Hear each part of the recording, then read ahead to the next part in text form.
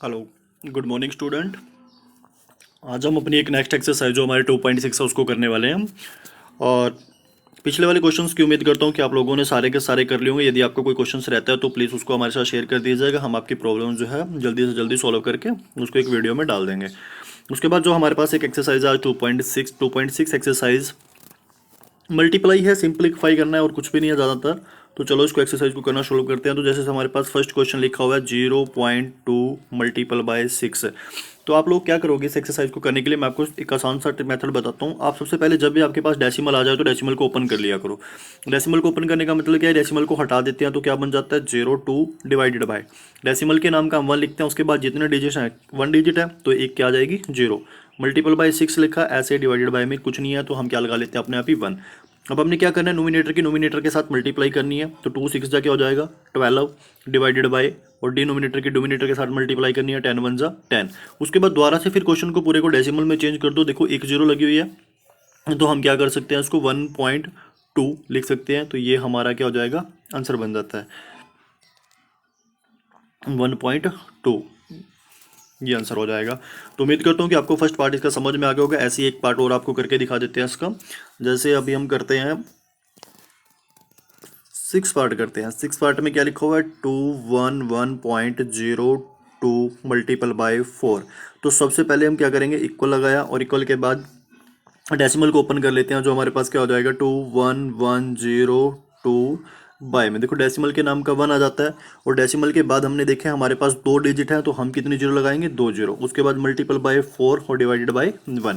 तो उसके बाद हमें क्या करना है, डिनोमिनेटर को डिनोमिनेटर से और नोमिनेटर को नोमिनेटर से मल्टीप्लाई करना है।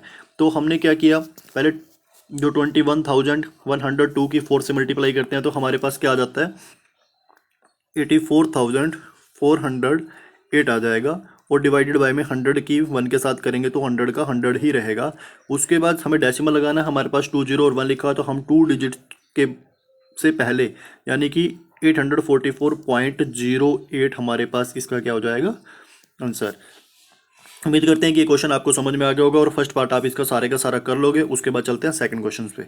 सेकंड क्वेश्चन में हमारे पास क्या है, देखो find the area of the rectangle whose length is 5.7 centimetre and breadth is 3 centimetre. तो क्वेश्चन तो ये भी बड़ा आसान सही है। तो आपने सबसे पहले क्या लिखना है, लेंथ ऑफ रेक्टेंगुलर लिख लेना आप। Length of rectangular, length of rectangle जब आप लिखोगे तो क्या आ जाएगा 5.7 सेंटीमीटर। उसके बाद दूसरा ब्रेथ लिखते हैं ऐसे ही, ब्रेथ ऑफ रेक्टेंगुलर क्या हो जाएगी आपके पास 3 सेंटीमीटर। तो हमें इसका एरिया पूछा हुआ है और हम लोग जानते हैं कि एरिया क्या होता है, लेंथ मल्टीपल बाय ब्रेथ होता है। तो लेंथ हमारे पास कितनी है 5.7 मल्टीपल बाय क्या हो जाएगा 3। अब इसको मैं सिंप्लीफाई नहीं करके दिखा रहा हूँ, ये आप लोग अपने आप कर लोगे क्योंकि फर्स्ट पार्ट ही बन जाता है आपके पास जो हमने फर्स्ट क्वेश्चन अभी किया है। तो उम्मीद करता हूँ कि ये क्वेश्चन भी आपके पास हो जाएगा। और हाँ, जब हम एरिया निकाल रहे हैं तो एरिया के लिए इसमें एक बात बताता हूँ कि जब आपका जो आंसर आएगा वो आपने सेंटीमीटर स्क्वेयर में लिखना है। मतलब आंसर के साथ जो आंसर इसकी मल्टीप्लाई करके आएगा उसके साथ आप क्या लिखोगे, सेंटीमीटर स्क्वेयर लिखोगे। यदि मैं आपसे इसकी बात करता हूँ तो इसका जो आंसर बनेगा वो बनेगा 17.1। उसके साथ क्या लिखा जाएगा सेंटीमीटर स्क्वेयर। तो उम्मीद करता हूँ कि ये क्वेश्चन आपको समझ में आएगा। आप मल्टीप्लाई वैसे करके देख लेना जैसे आपको फर्स्ट पार्ट में बताई गई है। नेक्स्ट पे चलते हैं। हमारा नेक्स्ट क्वेश्चन आ जाता है थर्ड। थर्ड भी मल्टीप्लाई का ही है, जिसमें किससे मल्टीप्लाई करना है 10 100 से मल्टीप्लाई दे रखी है सभी में। तो एक दो क्वेश्चन इसका भी करके दिखा देते हैं जो बड़ा आसान सही रहेगा आपके पास।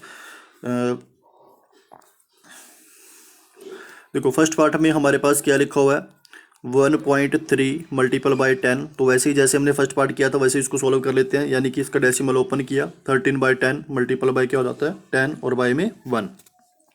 हम डिनोमिनेटर को नोमिनेटर के साथ आसानी से कैंसिल कर सकते हैं। तो 10 हमारे साथ कैंसिल हो रहा है तो इसका मतलब सिंपल सा जो इसका आंसर है वो क्या आ जाता है 13।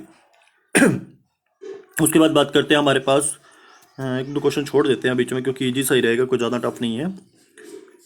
क्वेश्चंस की अब बात करते हैं हम 6 क्वेश्चंस की बात करते हैं। 6 में हमारे पास क्या है 156.1 मल्टीपल बाय 100। तो उसके बाद यदि हम इसको ओपन करते हैं डेसिमल को खोल लेते हैं तो हमारे पास हो जाएगा 1561 डिवाइडेड बाय 10 और मल्टीपल बाय 100। फिर वैसे ही नोमिनेटर से डिनोमिनेटर कैंसिल हो सकता था तो हमने एक जीरो को कैंसिल कर दिया। और जब आप इन दोनों की मल्टीप्लाई करोगे तो ये जीरो सिर्फ इस नंबर के साथ लग जाएगी जो हमारे पास क्या हो जाएगा 15,610, जो इसका आंसर ये आ जाएगा। कोई बच्चों को ज़्यादा टफ क्वेश्चन नहीं है, बड़े आसानी से समझ में आ रहे होंगे, क्योंकि हम इसको छोटी सी क्लास से कह सकते हो आप, थर्ड फोर्थ से करते ही आ रहे हैं क्वेश्चंस को। उसके बाद बात करते हैं नाइन्थ क्वेश्चन कर लेते हैं एक। 0.5, नाइन्थ नहीं, टेंथ करते हैं जी।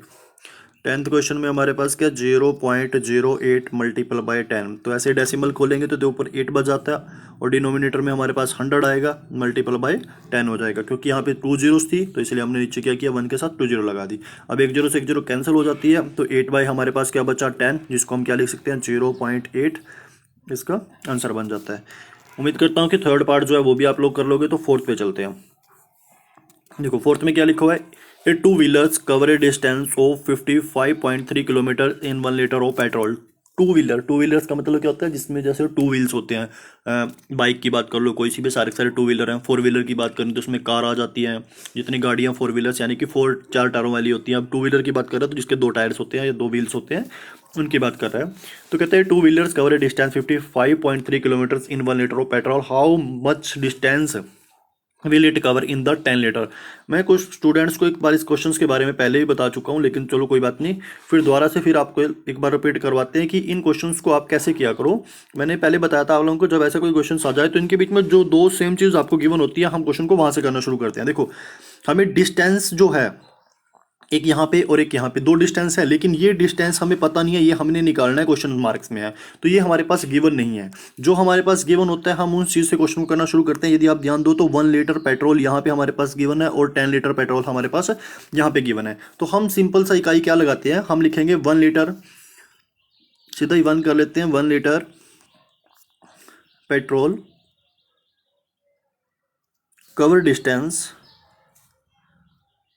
शॉर्ट में लिख देता हूँ डिस्टेंस 55.3 किलोमीटर्स, ये करेगा। दोबारा देख लो एक बार स्टूडेंट, उसको क्या लिखेंगे, 1 लीटर पेट्रोल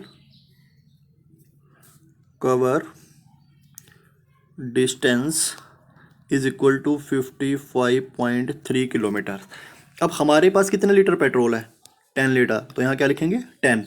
अब देखो मैंने आप लोगों को क्या बताया था कि जब हम 1 से 10 पे जा रहे हैं, मतलब क्या जा रहे हैं, ज़्यादा पे जा रहे हैं, और ज़्यादा के लिए हम क्या करते हैं, मल्टीप्लाई, जो हम पहले बताया हुआ है मैंने आप लोगों को।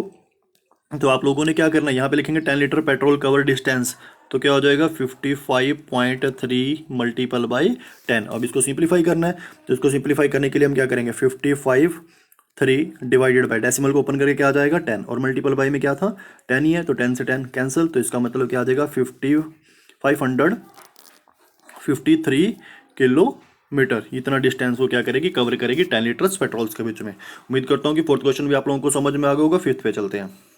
नेक्स्ट क्वेश्चन हमारे पास फिर मल्टीप्लाइज के लिए है, तो हम इसको भी सिंप्लीफाई कर लेते हैं। मल्टीप्लाई में देखो सबसे पहले क्या लिखा है हमारे पास फर्स्ट क्वेश्चन में, 2.5 मल्टीपल बाय 0.3।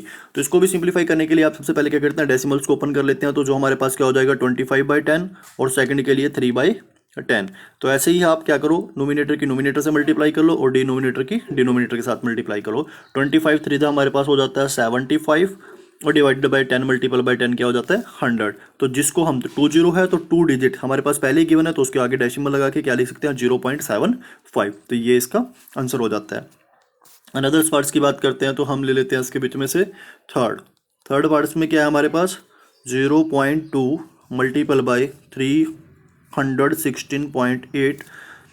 सबसे पहले 0.2 लिखा, तो उसको ओपन करके हम लिख लेते हैं 2/10 मल्टीपल बाय, नेक्स्ट को ओपन करते हैं तो हमारे पास हो जाएगा 3168 डिवाइडेड बाय 10, क्योंकि इसमें भी एक ही डिजिट था तो इसलिए हमारे पास 10 ही रहेगा। अब नोमिनेटर की नोमिनेटर से मल्टीप्लाई करेंगे तो क्या आता है, और डिनोमिनेटर की डिनोमिनेटर से मल्टीप्लाई कर लेते हैं। तो जब हम मल्टीप्लाई करते हैं तो हमारे पास क्या हो जाएगा, 2 से मल्टीप्लाई करते हैं, 8 2 जो 16, 12 13 हो जाएगा, और 62 63। तो हमारे पास बन जाता है 6336 डिवाइडेड बाय 10 की 10 से मल्टीप्लाई करते हैं तो 100, जो हमारे पास डेसिमल 2 डिजिट्स के आगे आएगा तो 63.36 इसका आंसर हो जाएगा। उम्मीद करता हूँ कि ये भी आपको क्वेश्चन समझ में आ गया होगा। एक पार्ट और कर लेते हैं इसका।